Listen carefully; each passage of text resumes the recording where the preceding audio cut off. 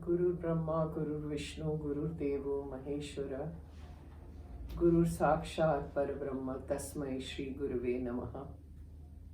Om Bhavatapa Pranashinne Ananda Khanamurtaye Jnana Bhakti Pradayinne Matastubhyam Namo Namaha. Jai Ma, Jai Ma, Jai Ma.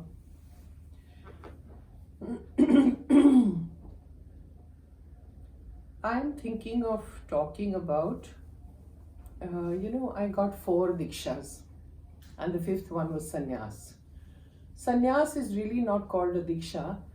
It is like, when you come to that within yourself, that, in terms of realization that this world is all false and, those kind of feelings that come up within you. Then you are ready, and then officially you are initiated into the sannyas order. And once you're initiated into the sannyas order, from there your journey begins. So, we generally say that you have to have one isht.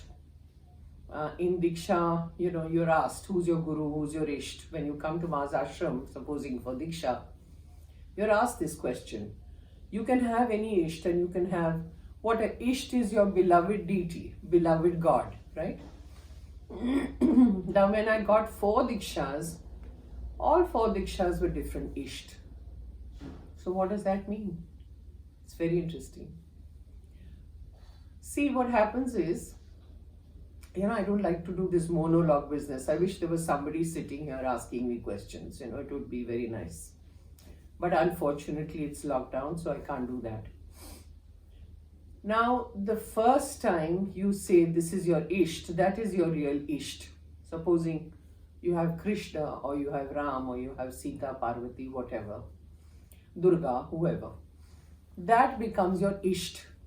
Now, the second Diksha you get, or the 3rd Diksha you get, or the 4th Diksha, all the ishts are different. What does that mean? How can you have so many different beloved ishts? Not possible, right? Because every time you pray, you have to do one puja, then the second, then the third, and then the 4th, right? In your sandhya. So once you are praying to say Ram, then you are praying to Durga, then you are praying to Krishna. Isn't that confusing? It was for me. The answer to that was, supposing your isht is, say, Durga. Now, to reach any isht, in terms of your evolution, in terms of, you need something like, say, example, say 100 units you need, that kind of Shakti, to reach that level where your isht is, to connect with him or her. We don't have that kind of Shakti within us.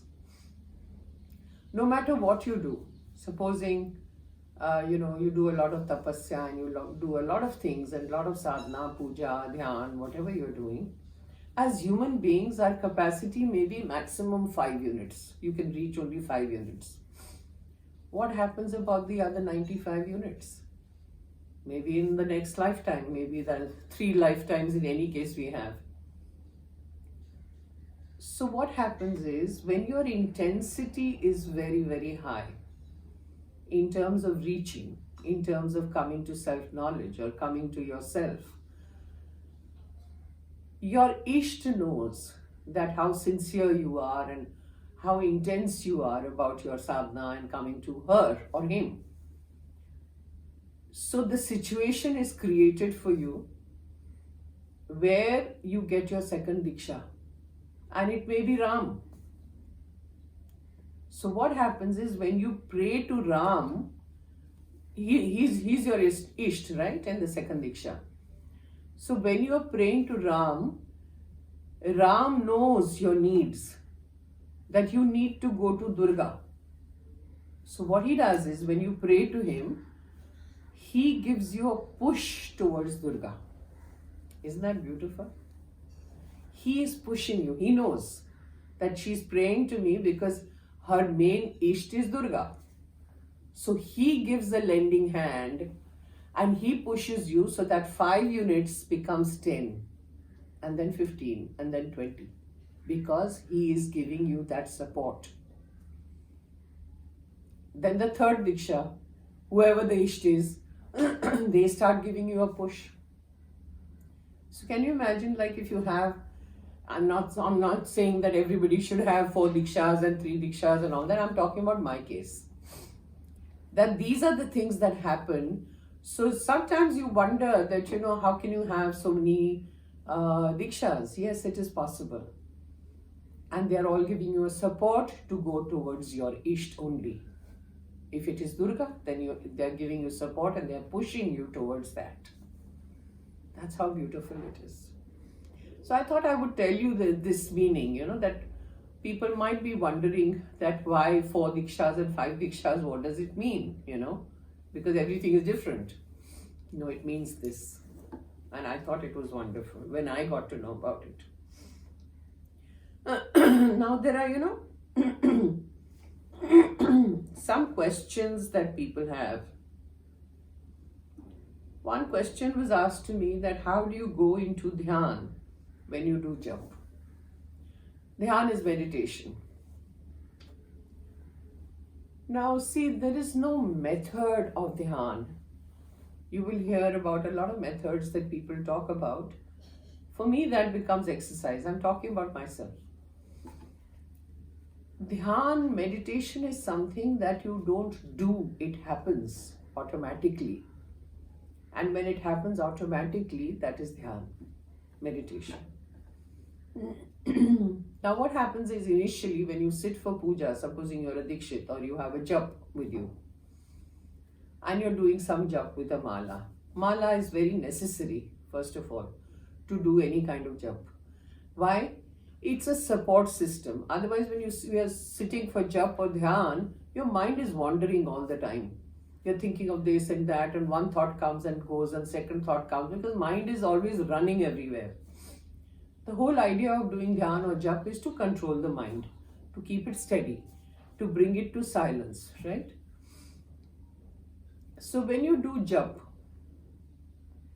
that mala has to be in your hand. Okay, you're doing jap constantly. The concentration is not on the beads, it's on the jap, on the beach that you are being given.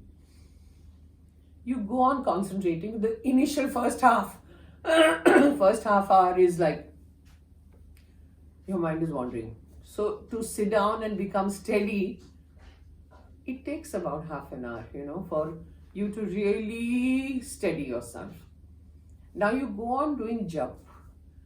A stage comes when the jap is going on, automatically is going on, and the mala is there for you to keep account of what you're doing. If the mala is not there, and if you just want to do jap without the mala, mind will be wandering everywhere. So this controls the mind to a certain extent. Now whilst doing jap, a stage will come when that jap will automatically take you into dhyan. Because the jap will be going on and on and on and on. And a stage comes when you suddenly feel that there is nothing but silence. And the jap is constantly going on within you. Now supposing if you just sit and do dhyan, let's not talk about jap just now. Supposing you are just doing dhyan. What happens? There's one thought that starts from here to there. That thought ends. There is a split second of a silence, and then the next thought will begin. That split second which is between the two thoughts is dhyan. Total silence. But it hardly remains for half a second. So the whole exercise when you do dhyan is to keep observing your thoughts. Just look at it. Be a witness. Don't indulge in it. Say, okay, this thought came to me. So just watch it. Slowly, slowly, slowly what happens is between the two thoughts, that little gap of half a second will become 1 second, 2 seconds, 3 seconds, 4 seconds, because you're not getting involved with the thought. And that expands, that space. And eventually a time comes when the space is there and no thoughts are there. That is Dhyan. So, it is a little difficult to come to that stage. You don't have to make any effort. You just have to sit. But when you're sitting, 1001 thoughts, isn't it? So the best thing which Ma has recommended, do jap. That's the easiest thing to do. As you go on doing jap constantly, a stage will come when even the mala will drop from your hands, because you're that concentrated. So you're not thinking of the mala anymore. It'll automatically, your fingers will let it fall. And you will be in total silence. That is Dhyan. Jai Ma. Now in the next video. Om Bhavatapa Pranashinne Ananda Ghanamurtaye Jnana Bhakti Pradayine Matastubhyam Namo Namaha.